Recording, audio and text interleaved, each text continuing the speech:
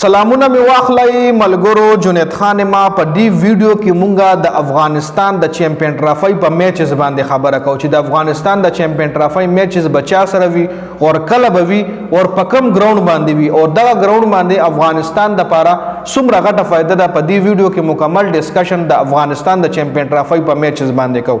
ټایمینګ در سره هم شریک کوم چې دا میچونه بس ټایم شروع کیږي په سویم تاریخ په وي په کم ګراوند باندې وي. بل د افغانستان د سیمی فائنل ته کوالیفای کېدو چانس شته کنه په دې باندې هم ډیټیل سره خبره کو. سیمی فائنل به کم ځوي په هغه باندې هم تفصیلا خبره کو. ډیر ټایم نه ویسټ کو. تاسو له سکرین باندې را تصویر ښکاري چې دې کې وګورئ په 21 فروری باندې په 21م د دویمه میاشتې په 21م تاریخ باندې د افغانستان د چیمپیون ټرافي ډومبنه میچ دی. خو یاد لرئ دا چیمپیون ټرافي چې کومه ده 50 اوره ده، مطلب وان ډے فارمیټ کې د 50 اوره ټي20 میچونه نه دي. په 21م تاریخ باندې د افغانستان ساوث افریقا سره ډومبنه میچ دی اور دا میچ په کراچي سټیډیم کې دی، د پاکستان د کراچي په ګراوند کې دی. اوس د کراچي ګراوند کنډیشن څنګه دي په دې باندې راشد خان ډیر ښه گیم کړی دی. راشد خان لخه پته ده چې د کراچي کرکټ ګراوند کنډیشن څنګه دي. راشد خان ته خو واقف ته زما خیال ګورباس په هم گیم کړی دی، عظمت الله عمردی په هم گیم کړی دی، نوین الحق په هم گیم کړی. خو نوین الحق چونکه د افغانستان د سکواډ یې سره دغه صرف ټي20 کرکټ کوي او دا ون ډے میچونه دي، نو نوین الحق په پکې نه وي. خو نور په دې ګراوند باندې د افغانستان کھلاډیانو خو زبردست میچونه کړي او خو د کنډیشن نه واقف دي. خو بیا دویم میچ د افغانستان په 26م تاریخ باندې دی، د دویم میاشتې په 26م تاریخ باندې انګلند سره میچ دی. جی انګلند سره میچ دی اور دا میچ په لاهور کې دی، د لاهور په ګراوند باندې دی. اور به په 28م باندې استرالیا سره میچ دی. درې میچ دي د پول په 28م استرالیا سره دی او دا هم په لاهور کې دی. مطلب د افغانستان دوه میچونه په لاهور کې دي او یو په کراچي کې دی. اوس د لاهور سټیډیم نه خو راشد خان ډیر انتهایی واقف دی، ځکه لاهور کلندر د طرف راشد خان گیم کړی دی او په دغه لاهور سټیډیم کې د لاهور کلندر ټیم چې کوم دی خپل پریکټس کوي. نو راشد خان په دې ګراوند باندې ډیر زیات میچز کړی دي.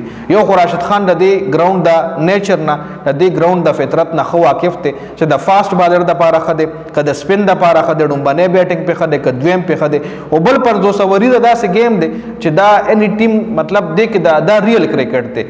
ون ډے شو او ټیسټ شو دی کې د بالر او د بیټسمن پته لګي. ټي20 خدا سے فارمیټ ته چې دی کې اني ټایم یو داسې ټیم را پاسې دی شي یو غټ ټیم له شکست ورکول شي، وړو کې ټیم هم غټ ټیم له شکست ورکول شي، ځکه شارټ فارمیټ ته 50 اوور گیم داسې میچ چې دی کې میچ 2-3 ځله بدلیږي را بدلیږي، یو ځل بالرانو ته راوړي بیا بیټسمنانو ته وړي بیا بالرانو ته، مطلب د بدلیدو چانسز ډیر وي په دې میچ کې. 50 اوور گیم وي.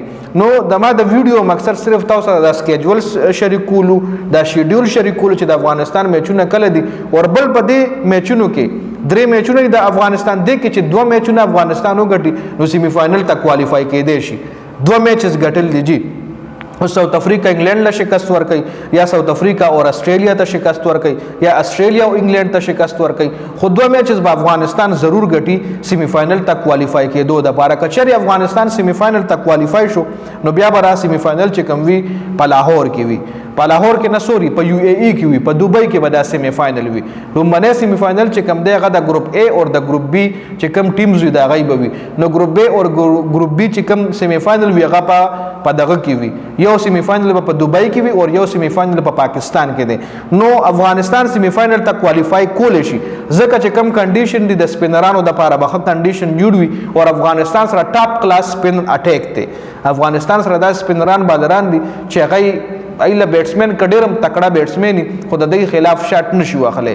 هغه کې ګوره مجیب دی، هغه کې الله محمد غزنفر، راشد خان، محمد نبی، یو ډیر زبردست کمبینیشن دی د سپینرانو افغانستان سره. نو دا ایڈوانټیج افغانستان سره شته. جی نو دا مکمل سکیجول دی. د ویډیو کتلو زیاته مننه. والسلام.